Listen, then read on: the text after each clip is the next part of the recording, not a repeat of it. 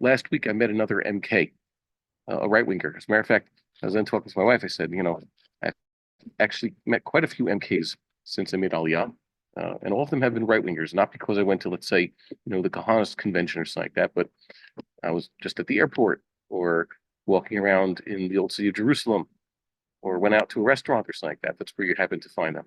So I met another one, and I got to speak to him a little bit and expressed a little bit of, I wouldn't say my displeasure or disappointment, but more about my concern with the way things are going. Perhaps I disagree with the way they're doing it.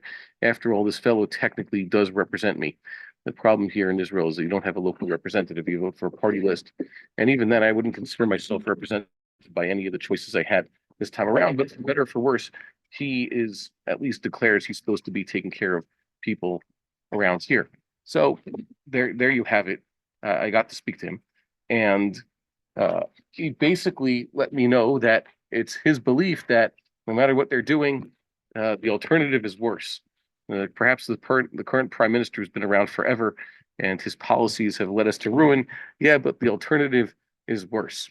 So this got me to thinking. Yeah, a while ago I was describing how the current prime minister is analogous to the king Achaz, about who we discussed uh, quite a few times beforehand, how the rise of the Assyrian Empire in his day, that was basically the USA. And I found that there's yet another parallel in that story, a very important parallel. Just to backtrack, Ahaz became king uh, of the tribe of Yehuda towards the end of the reign of Pekah ben Remaliahu, king of the 10 tribes, who himself was an assassin. He took power by killing the previous king. And Pekah ben Remaliahu would, just about 3 or 4 years into Achaz's reign, find himself on the other end of a coup that would see his own death. So Pekah took the throne by the sword and lost the throne by the sword. Now, I said that perhaps the current prime minister has a certain zchus, and what is that?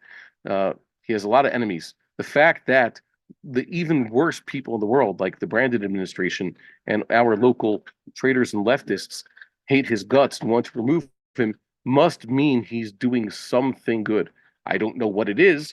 I can't tell you. I can't point to it, and I don't think he's doing anything. But apparently, he has some sort of zchus that's holding him onto it, and that's basically what Achaz has himself. Achaz was no good, and just a few years in, he was at the end of an attempted coup. What does that mean? I mean, so he was the target of an attempted coup. It says that Pekah ben Remaliahu. By the way, this is the traditional haftarah, at least according to the Ashkenazic minhag, in the 1 year cycle for Parshas Yisro. I think it is Parshas Yisro, which talks of, it begins with Isaiah's first revelation when he first saw an image of God in the year that King Uzziyahu died. And the haftarah continues, and it says, in the days of Achaz, there was a war going on. It says that Pekah ben Remaliahu and Ritzin, the king of Aram, joined forces. Apparently, they wanted to make a federation against the rising Assyrians, and they wanted to bring Yehuda into the fold. But Yehuda, led by King Achaz, refused.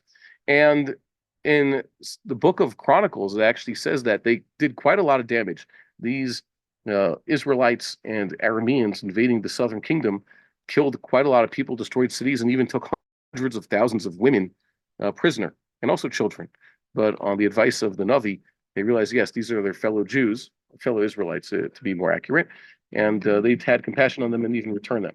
By the way, Achaz was in a real pickle of a jam, as they say. And part of the plot was that Pekah ben Remaliahu and Ritzin Melech Aram wanted to take over Yehuda and replace Achaz. And this is one of the first times we hear about replacing the Davidic dynasty. One of the only times that there was perhaps such a plot.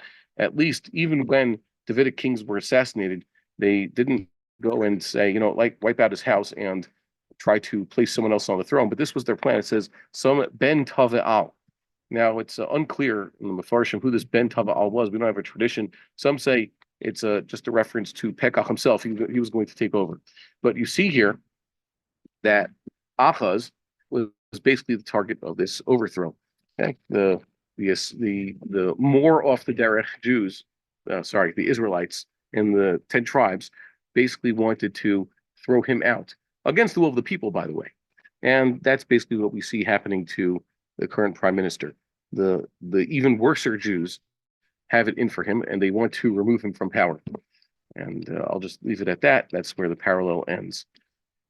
Rabbi Victor Miller says on the ensuing uh, reign, that is of King Chizkiyahu, Chizkiyahu also found himself in quite a lot of trouble. The Assyrians had now begun to conquer. They'd already taken the 10 tribes into exile, and they had besieged Jerusalem. And at the time, there was quite a few people in Jerusalem, and there were two major, what we call factions. There was the surrender faction to the Assyrians, just give them what they want, maybe go into exile, save the populace from slaughter. And then there was the resist faction. And Rabbi Avigdor Miller points out in the words of the prophet Yeshayahu Navi, prophet Isaiah, that the king was told that don't pay any heed to this, the appeasement or the surrender faction, led by Shevna the scribe, by the way. What does it say? It says there that it doesn't matter if they were even in the majority, as I'll point out, the majority of the wicked, or as Rabbi Avigdor Miller says, a confederacy of the wicked, even if they are the majority, have no legitimacy. We have to remember that. He says a confederacy of the wicked, doesn't matter if they're wrong or they're saying that which is completely illegitimate, like let's say removing the Davidic monarch or surrendering to the Assyrians, and so we could go into Gullus. No, that doesn't count. They have, it doesn't really matter at this point. So let's hope we remember that.